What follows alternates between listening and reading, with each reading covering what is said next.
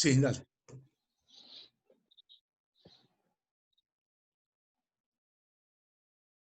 Ya va.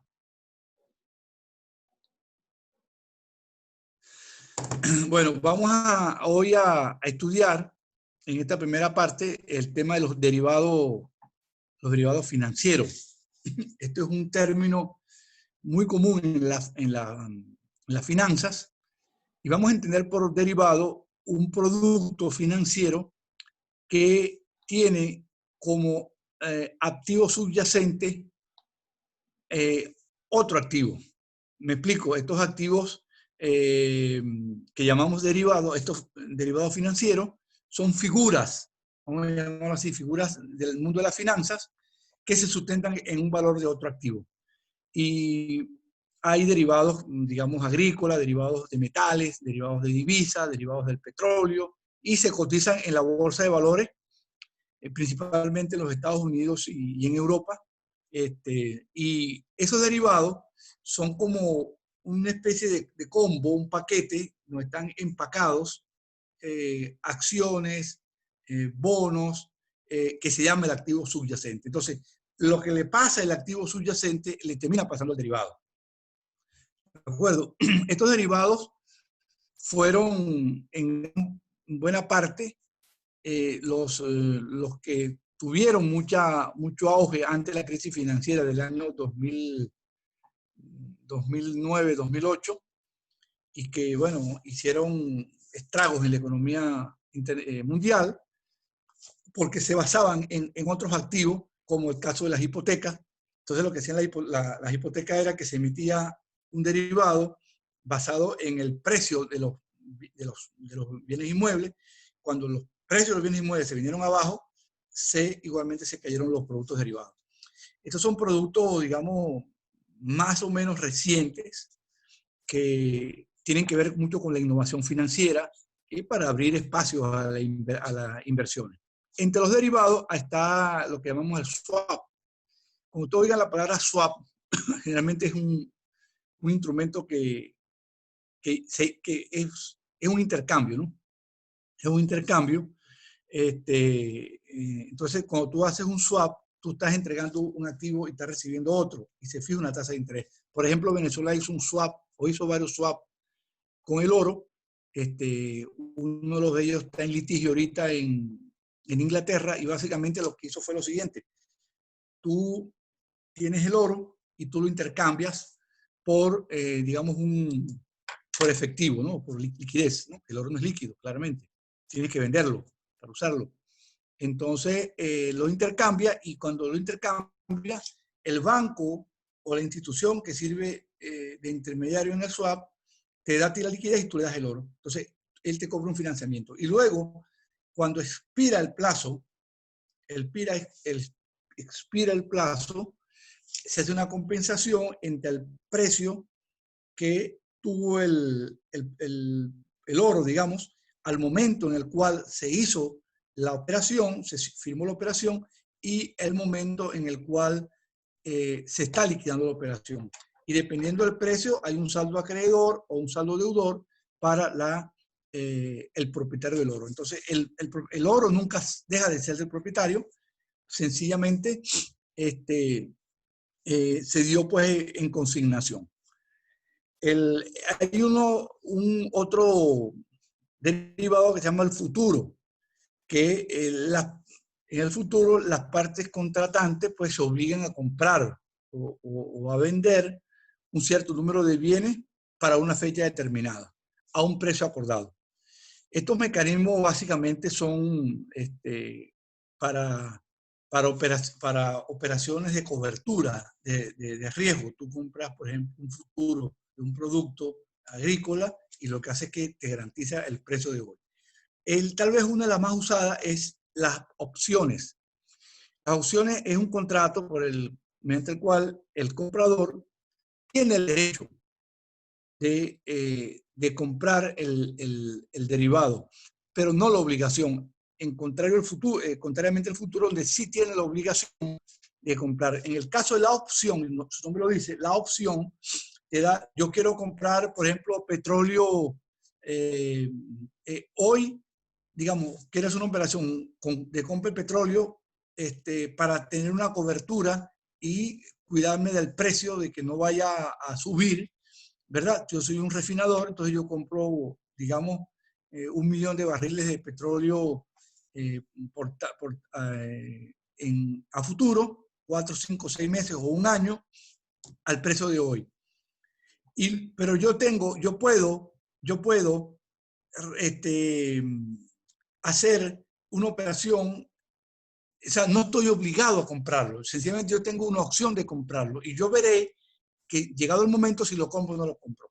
Cuando yo hago pongo el precio del contrato, eso se llama, la opción de venta se llama put, P-U-T, put, y la de compra se llama call, ¿verdad? Entonces, pero llegado el momento de los 6 meses, yo puedo decir, señores, yo no compro el producto. Entonces, ¿qué voy a pagar? Bueno, voy a pagar la penalidad por no haberlo comprado. Pero si el precio del bien está por encima del que yo hice la opción, el cual firmé, evidentemente yo estoy beneficiado y yo compraría el producto, porque si lo voy a comprar en el mercado spot en ese momento, me va a salir más caro. Entonces, son, digamos, mecanismos que te pueden proteger, que pueden hacer una cobertura ante la volatilidad del precio. Y esos son, digamos, bienes que se transan millones y millones de dólares y de euros a diario en los mercados. Desde el punto de vista de las opciones, hay dos grandes categorías. Es la opción europea, que son aquellas donde tú puedes ejercerla solamente, tanto el comprador como el vendedor, ¿verdad? A la fecha en la cual se firmó la opción. ¿Me explico? Si la opción, yo firmé un contrato para comprar 1 millón de barriles de petróleo en 6 meses, yo tengo que ejercer la opción en los 6 meses. Contrariamente, la opción americana es una opción en la cual tú puedes ejercer la opción entre el momento que compraste y el momento que se vence la opción. Por ejemplo, yo, igual, el caso de ahorita, quiero comprar 1 millón de barriles de petróleo, haciendo hoy el strike, el precio al cual voy a comprar hoy, en 6 meses, yo puedo, al cabo de 15 días, ejercer la opción. Esa es una opción americana. El caso de la opción europea, usted tiene que esperar a que el precio, digamos, se mueva. Perdón, en el caso de la Unión Europea, tiene que esperar la fecha en la cual se expira el contrato para ejercer la opción. Ahí usted decide si ejerce la opción o no la ejerce. Claro, esto es un mecanismo bastante sofisticado, digámoslo, para los analistas de opciones y de otros productos derivados, para poder, digamos, invertir y ahí se puede arruinar cualquiera con una opción. Porque de repente tú compras una opción y fijado a un precio, ¿verdad? Y luego el precio tiene una variabilidad muy alta y no puede ejercer la opción y bueno, las pérdidas pueden ser millonarias. Hay otro producto que acaban de preguntar acá que se llama el ETF. El ETF no sé exactamente qué significa. Creo que lo vimos la otra vez. Quiere decir que Chain ETF, ¿no? Alguien lo puede buscar por ahí, lo que significa el ETF. Pero el ETF básicamente es lo siguiente. El ETF suele ser un índice financiero correlacionado con otros activos que también se cotizan en la bolsa. Por ejemplo, hay un ETF que se llama DIA Dow Jones. Es un ETF que se mueve con el Dow Jones. No exactamente con el Dow Jones, pero replica el Dow Jones. Porque en su composición, las acciones que lo integran se parecen mucho a las acciones y a las que se cotizan en la bolsa de Nueva York están en la clasificación que vimos en la clase anterior del Dow Jones. Entonces, es un ETF. Y hay otro, aquí dice, fondos cotizados, Exchange Trade Fund. Exchange Trade Fund. Fondo exactamente, de cotización en la bolsa, ¿no?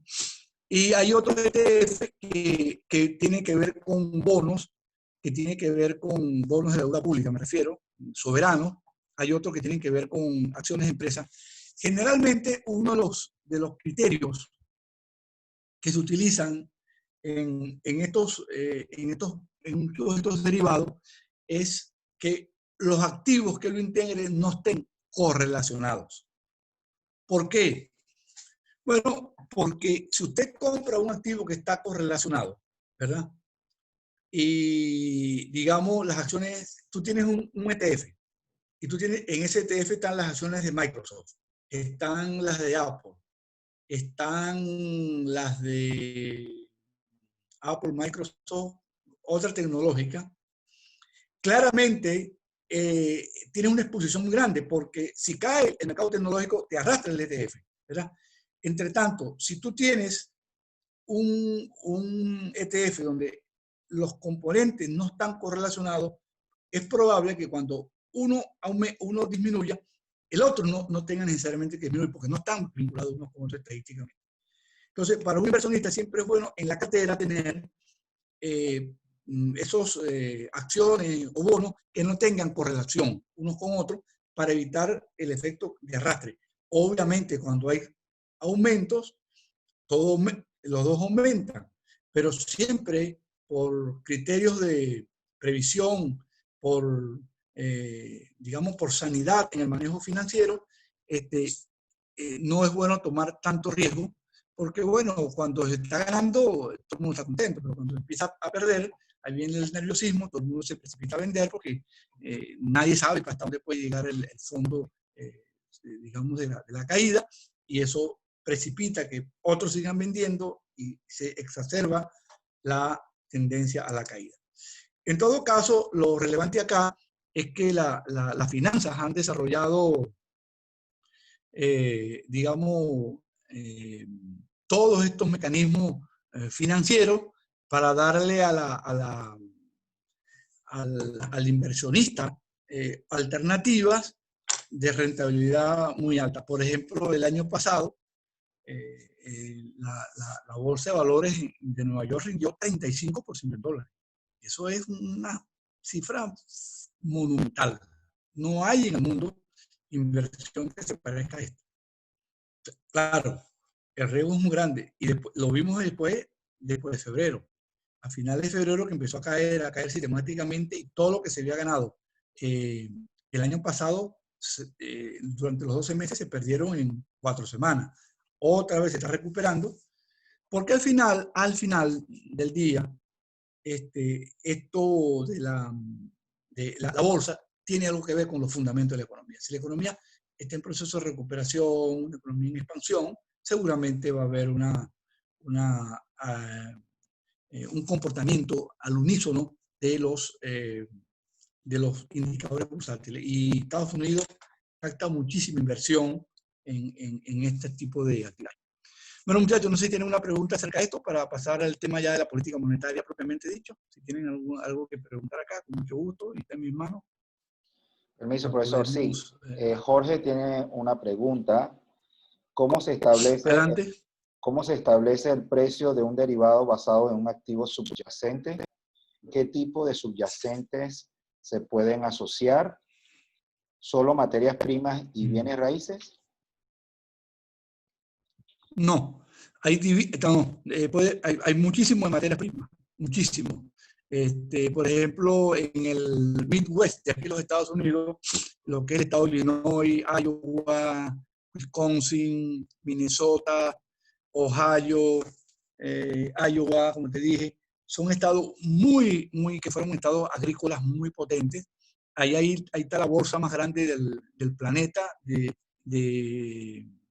bienes. Se llama el Mercantile Exchange.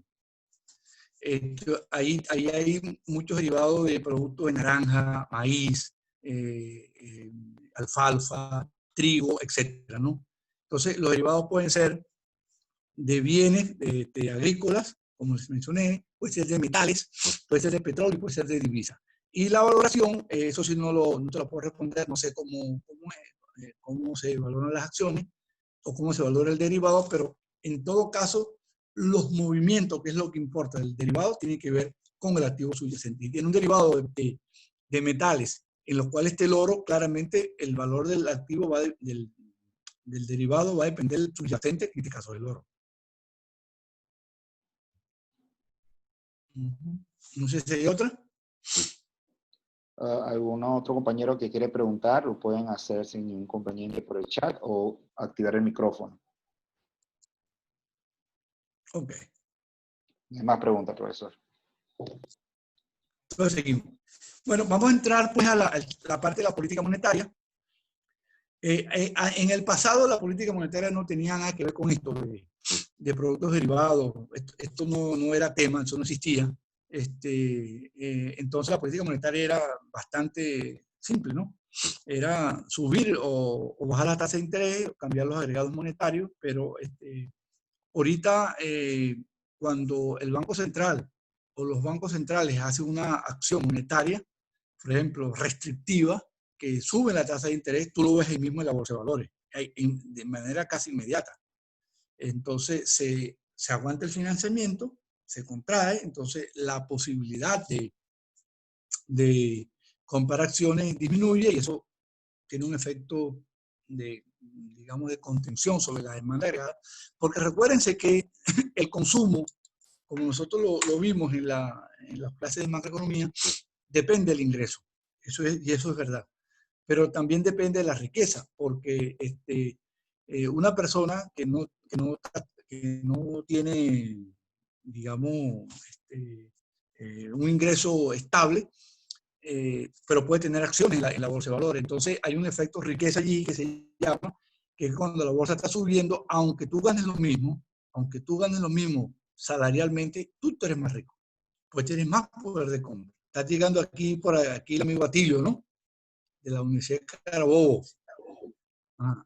Entonces, entonces tú te sientes más rico y tú consumes más, aunque el ingreso de la nómina no haya aumentado. Entonces hay dos efectos que actúan sobre el consumidor. En Estados Unidos, claro, eso porque este es un país donde el ahorro principalmente no está en los bancos, está en la bolsa de valores. Está en la bolsa de valores. Muy bien, entonces la política monetaria, vamos a definir la política monetaria como el uso de los instrumentos monetarios para la consecución de un fin económico, generalmente referido a la estabilidad de precios o al logro de una posición de balanza de pago en la economía o hacer que la economía, digamos, crezca, ¿no?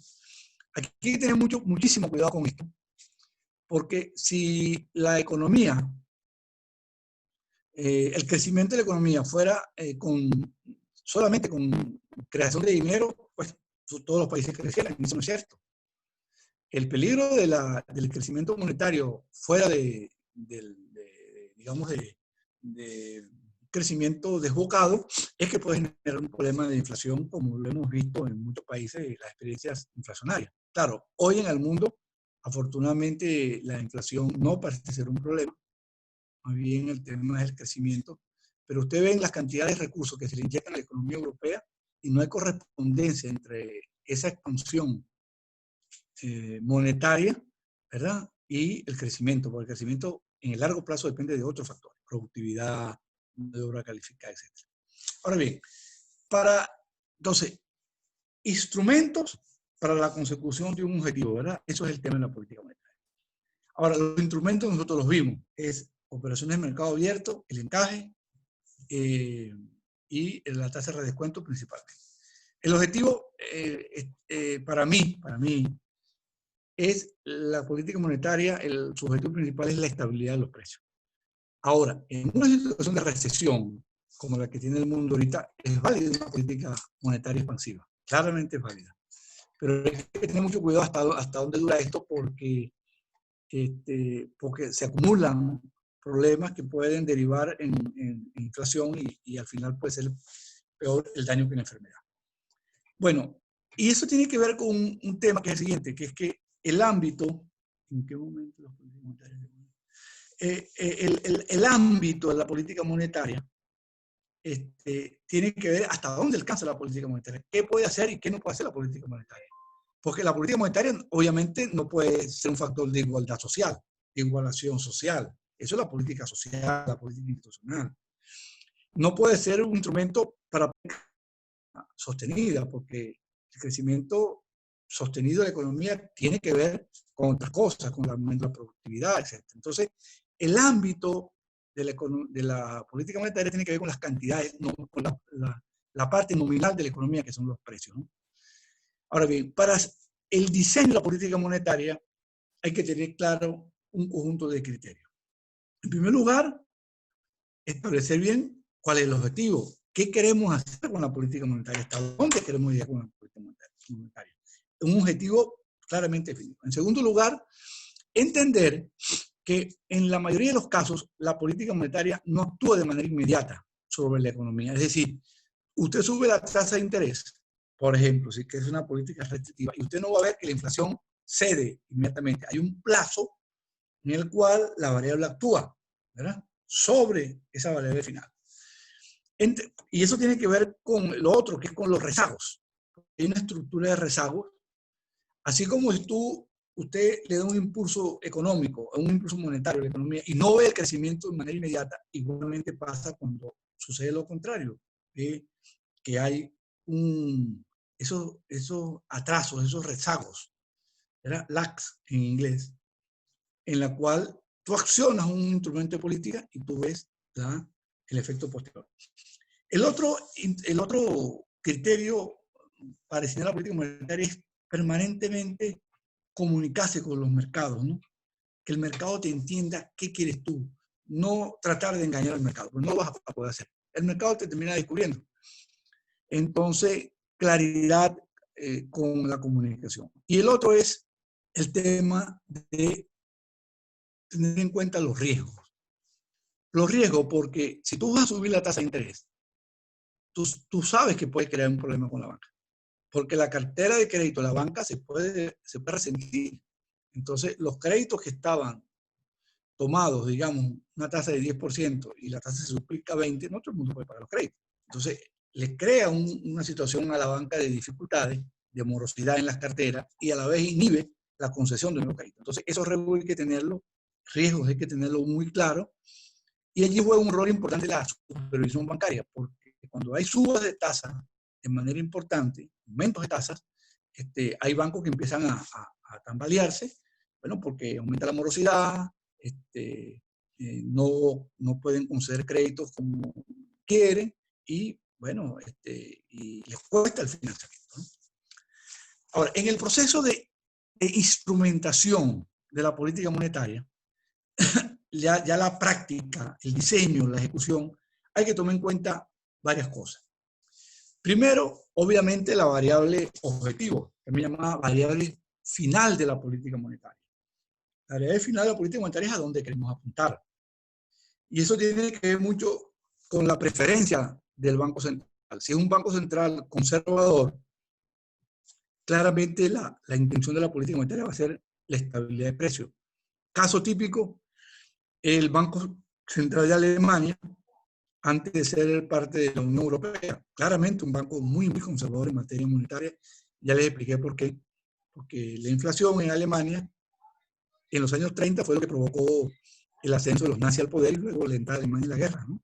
Desquició la economía, la hiperinflación y le abrió espacio pues, a que un demagogo agitando consignas contra los judíos tomara el poder y llevara al mundo a una guerra, ¿no? Entonces los alemanes son muy, muy cautos con la política monetaria y esa cautela se la transmitieron al Banco Central Europeo. De hecho, la variable final para los europeos es la estabilidad de precios, sin duda. Entonces, cuando selecciona la variable final, tienen que seleccionar cuál es la variable que llaman intermedia de la política monetaria. Esta es un poco más complejo porque la variable intermedia tiene que ver con lo siguiente. Tienes que seleccionar una variable que tenga alta correlación con la variable final. Porque si tú, por ejemplo, escoges, yo digo, mi variable final es la estabilidad de precios. Entonces, yo voy a mover la política monetaria con la estabilidad para lograr el objetivo de estabilidad de precios. Y vamos a definir estabilidad de precios, una inflación menor del 5% anual. Ahora tengo que escoger cuál es la variable que voy a usar para ese propósito. Y yo escojo, por ejemplo, la liquidez monetaria, M2. Pero puede ocurrir dos cosas.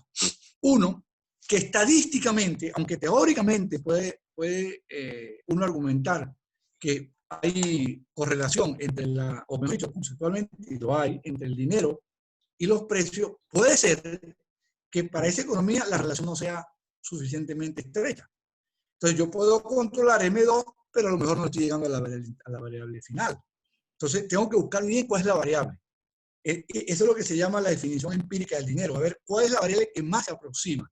¿De acuerdo? A afectar la variable final, que son los precios. Entonces, hay un problema estadístico de selección. ¿Cuál es la variable que tiene la mejor correlación estadística y la mayor causalidad? En el sentido de Granger, de la palabra que ustedes en estadística seguramente vieron, van a ver eso, la causalidad de Granger, que es para determinar qué variable precede o antecede a otra variable. Y lo otro es que la variable sea controlable. Porque yo puedo decir, bueno,